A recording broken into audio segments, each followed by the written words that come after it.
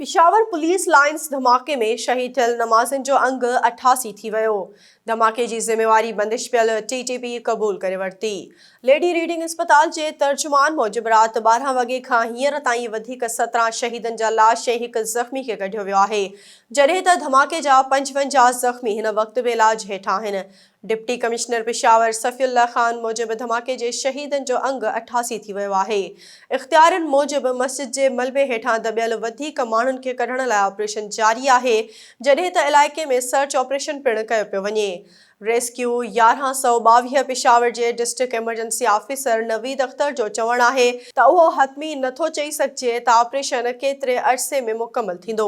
Sensor devices लॻाए ज़िंदा माण्हुनि खे चेक कयो पियो वञे। होॾां पाबंदी मढ़ल तंज़ीम तहरीक तालिबान पाकिस्तान पुलिस लाइन्स धमाके जी ज़िम्मेवारी क़बूल करे वरिती आहे।